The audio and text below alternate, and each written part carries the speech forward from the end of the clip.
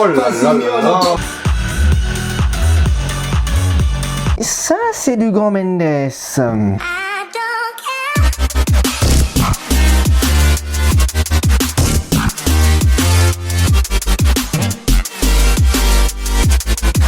Tu voudrais écouter de la musique en haute définition sans perte audio, avoir une enceinte pour tes soirées, cinéma ou musique, avec un son puissant et détaillé. Et bah Denon, une entreprise de plus de 110 ans d'expérience dans le domaine de l'audio, nous ont confectionné une enceinte multi-room, la Denon 250. Et on va voir ensemble si ça vaut le coup de l'acheter et ce qu'elle a dans le ventre. Et bah c'est parti pour l'unboxing mon Claude. Oh putain j'ai hâte. Putain c'est de la dinguerie cette enceinte. Avant j'avais les Harman Kardon Omni 10 qui étaient pas mal mais qui avaient vraiment une connectivité à chier. On va prendre le couteau du chef, ou quand même un bon outil pour déballer une belle enceinte.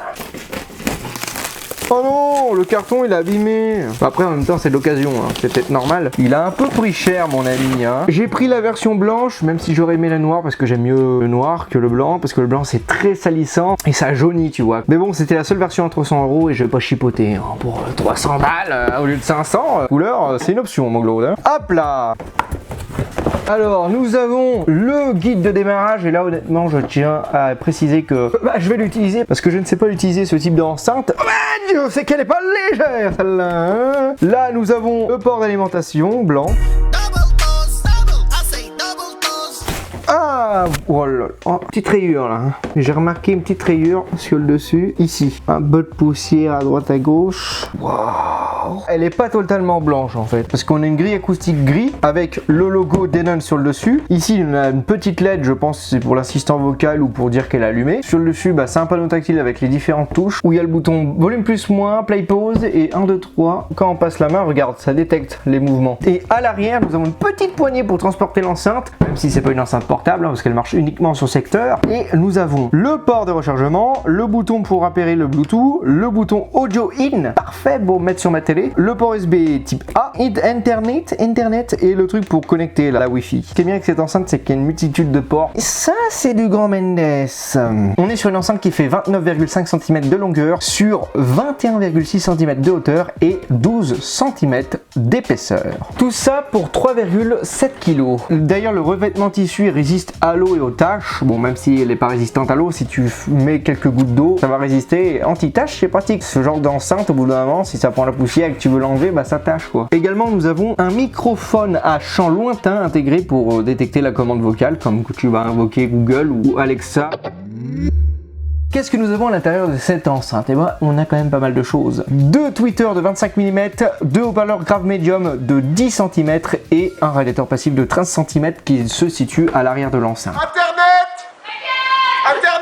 C'est bon, l'application est téléchargée, maintenant on va l'ouvrir. Lancer l'application, configurer maintenant, je vais configurer maintenant, suivant. Sélectionner une marque, je prends la Denon, c'est une enceinte, la Home 250. Lorsque le voyant d'état sur la face avant est de couleur ambre fixe, sélectionnez suivant. Et il y est pas. S'il ne marche pas, je l'ai dans le cul. Pourquoi ça marche pas, putain? Peut-être que je la réinitialise, hein. Bon, dis donc mon Claude, j'en ai chié pour la connecter cette enceinte. Après avoir contacté le SAV, le mec qui me fait bonjour, qu'est-ce que c'est? Oui, qu'est-ce qui se passe? Je lui dis que ça se connecte pas, qu'il a rien quoi. Et il me dit veuillez l'éteindre, appuyez sur le bouton power. Et je lui dis oula, ça commence bien, il n'y a pas de bouton power là-dessus. Et après il me dit veuillez la réinitialiser. Alors que je lui avais dit que j'avais réinitialisé, que j'avais tout fait, qu'il n'y a rien qui marchait. Il me dit de contacter en gros le revendeur. J'ai envoyé un petit mail un peu salé au revendeur en lui disant que c'était une honte de vendre un produit aussi cher avec des défauts de conception. Et là tu vois d'un coup je réfléchis, je coupe ma vidéo, je me dis que ça me fait chier, que je pourrais pas tourner ma vidéo, ça a tout décalé. Et là d'un coup la LED se met à s'allumer comme par magie. Je vais sur la notice, ils disent ça clignote orange, ça veut dire que c'est réinitialisé. Là c'est bon, j'ai pu la connecter à l'application, ça fait tout comme c'est indiqué, c'est nickel.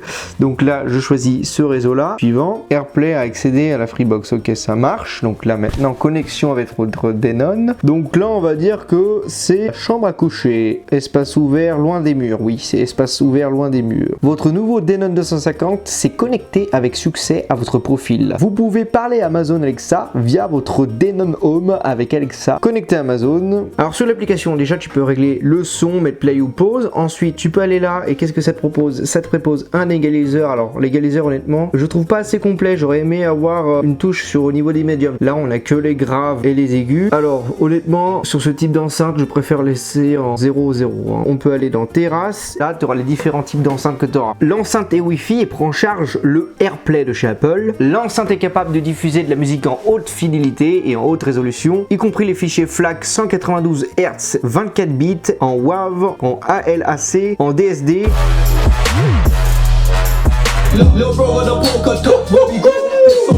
Oh là là. Somebody told Doja Cat that I'm trying to indulge in that. I've been a daughter, sex in Putain, mais il est bon en fait. Même à bas volume, mec, t'as de la basse. Ah, je suis à 100%.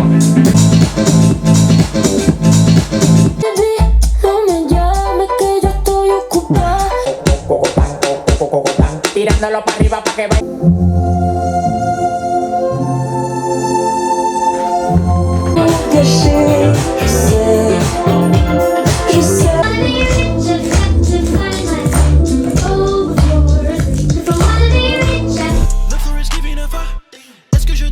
La qualité sonore Monglode, elle est juste incroyable. C'est l'une des meilleures qualités d'enceinte sans fil que j'ai entendu, sans blaguer. Et petite parenthèse, je n'ai jamais entendu la Devialet Phantom. J'imagine pas non plus comment doit sonner la Home 350. On a tout ce que je recherche d'une enceinte. Un son détaillé, tout en finesse, des aigus précis, qui va retranscrire tous les petits bruits aigus qu'on n'entend pas forcément sur d'autres enceintes. On a des bons médiums qui vont bien retranscrire les voix et les instruments. On a un son qui est dynamique. Donc c'est parfait pour le style de musique que j'écoute. J'écoute beaucoup d'EDM, d'électro et tout ça, donc c'est bon pour ce style de musique. On a des basses bien punchy, je crois que c'est l'enceinte avec les basses les plus punchy que j'ai entendues. Des basses maîtrisées et secs, légèrement profondes. On n'a pas trop de profondeur comparé par exemple à une Boombox 3. Et ce qui est bien avec cette enceinte, vous savez quoi? C'est qu'à 100% du volume, elle est bien plus puissante que toutes les autres enceintes Bluetooth du même gabarit. Et surtout qu'à 100% du volume, on n'a pas un son criard, on n'a pas une perte en basse. On aura toujours ce punch, toujours cette basse contrôlée. On aura légèrement moins de profondeur, le son restera toujours autant équilibré, on perd pas en détail, on a une très bonne stéréophonie du fait que les tweeters sont légèrement sur le côté, voire ça me rappelle un peu ce qu'on a sur la Harman Kardon Go Play, et du coup c'est idéal pour regarder des films, pour utiliser cette enceinte comme barre de son.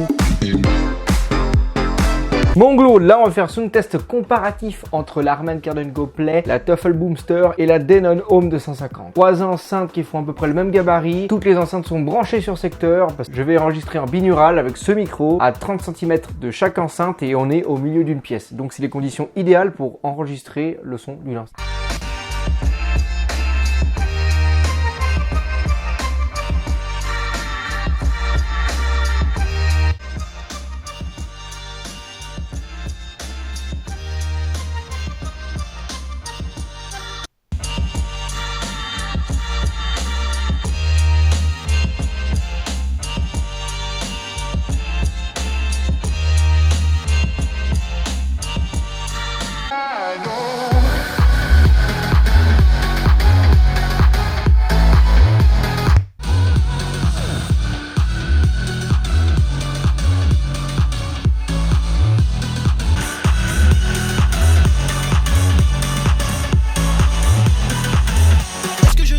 Je trouve que celle qui aura les meilleurs aigus, ça sera la Harman Kardon. On aura des aigus bien mis en avant, une très bonne stéréophonie du fait qu'on a les tweeters qui sont inclinés sur les côtés et on a quand même une enceinte plus large que sur la Denon. Celle qui aura le son le plus plat, ça sera la Tuffle et également ça sera le son le moins puissant des trois enceintes. Et d'ailleurs c'est le son que j'aime le moins des trois enceintes, en tout cas à 50% avec le volume plat. Pour moi, le meilleur son c'est la Denon. Elle aura une moins bonne stéréophonie que la Harman Kardon, mais les tweeters sont également inclinés, du coup ça améliore la stéréophonie.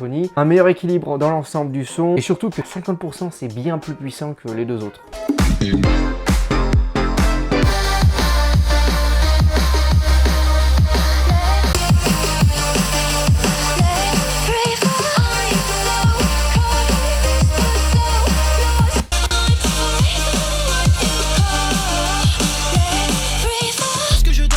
Verdict, je préfère largement le son de la Denon. Et après, en tant qu'enceinte Bluetooth pour l'extérieur, je préfère la Toffle. Pour l'intérieur, la Harman Kardon sonne mieux que la Toffle.